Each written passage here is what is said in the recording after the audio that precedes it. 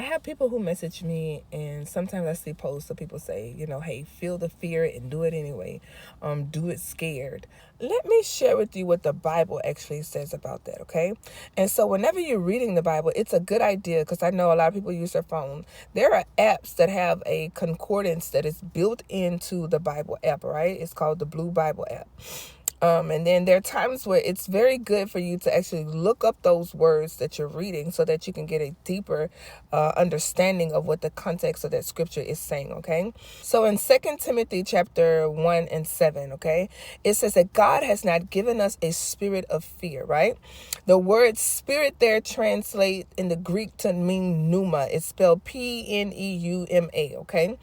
So it translates to mean two types of spirit. It's either the nature of Christ, right? That kind of a spirit, or it actually says evil spirit. So whenever you read that scripture and that contrast of that word not is there, it literally reads that God has not given us that spirit. So of course it's not talking about the nature of Christ. So then the other spirit that it is talking about, where that word pneuma is translated in the Greek, it's talking about an evil spirit. So that scripture literally reads, God has not given us an evil spirit of fear. Why? Because fear is a debilitating spirit. It literally comes to paralyze, because it doesn't want you to ever launch out into the deep. That's why fear comes, to stop you from launching out into the deep. Now, what happens in scripture that we have seen? What happens when you launch out into the deep?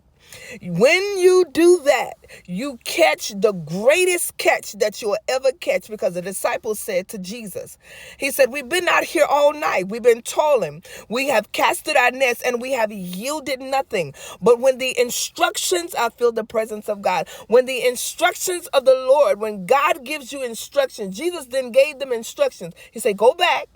Cast your net on the other side. So when you have the instructions of the Lord, right? And then you go and you launch out into the deep, you stand to catch the greatest catch that you have ever had the capacity to even carry and catch in this day and time.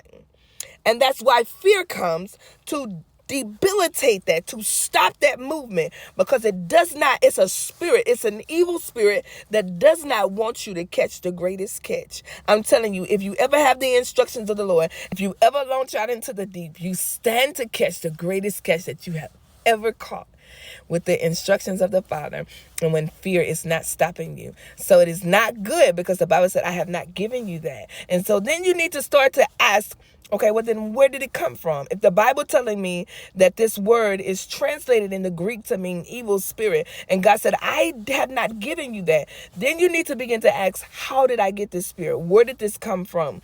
Why am I allowing it to stop me in my life? And so whenever you begin to trace the enemy, whenever you begin to track and trace him, because he's traceable, you'll begin to realize, and you'll begin to understand, or I should have an understanding, that God didn't give me this. I need to loose this. This thing need to be loosed from my life. And how you do that is by operating and stepping out into, I'm telling you, operating and stepping out on faith. It was their faith, because they could have said, Jesus, no, we've already done it. We're not doing it again.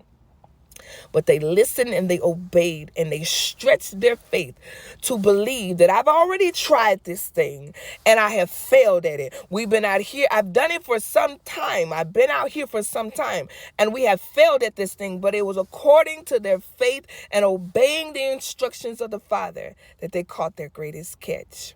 I hope this is encouraging to you.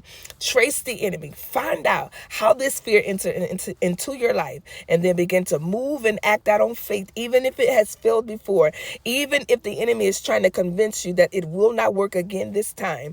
If you have the instructions of the Lord, obey him, launch out into the deep, because you stand to catch your greatest catch. Be blessed.